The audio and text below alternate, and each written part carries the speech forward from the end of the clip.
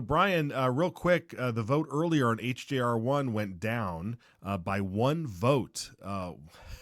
What do you make of it? Well, it's I mean, it kind of shows where we are, right? That too many Republicans are unwilling to consider that maybe government shouldn't do everything. It's made to seem like this some radical thing, but really it's just restoring what we all know is the natural way of doing things.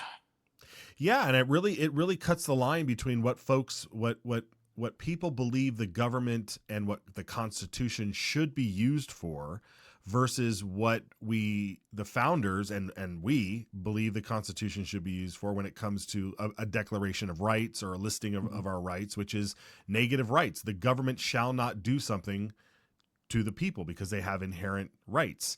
Whereas they find it perfectly okay to say in there that you must compel the Constitution must compel parents to send their kids to school unless they find another means to educate their child. Like they use the Constitution to force you to do stuff or to tell you to do stuff rather than using the Constitution to say that the government has no right to do things that are inherently your own rights.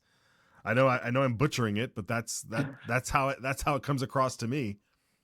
Right. It's going all the way back to the founding of our country, there was an understanding that states could had more leeway, which is why we have the 10th Amendment. Anything not explicitly enumerated in the U.S. Constitution is reserved to the states and to the people.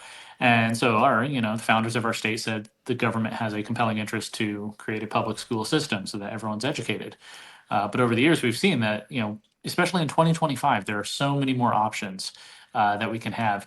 And so the idea that we should have a clause in the Constitution that allows our legislature to compel attendance at public schools, it seems so 19th century. Mm-hmm. It Look, is. I'm looking at the votes here. Since it failed by one vote, every single person who voted against it can be rightfully accused of being the one vote to kill it. And I think this is probably going to be one of those things that comes up in campaigns a year from now.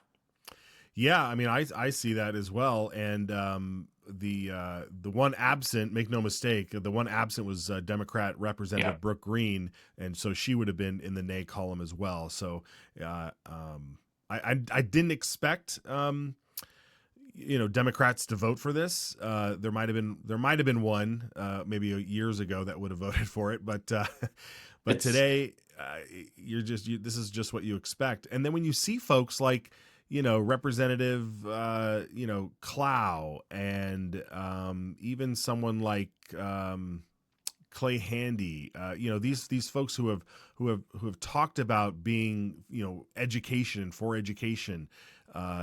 It boggles the mind. But again, not surprising that it just seems that they're just cozying up to the big ed lobby and to the unions. yeah, the unions think that they own our tax dollars and they own our children, and it's frustrating to see Republicans go along with that narrative. Uh, Back in the day, we used to have conservative Democrats and liberal Republicans, and well, there's no conservative Democrats anymore. But there's a lot of Thus, liberal Republicans. yeah.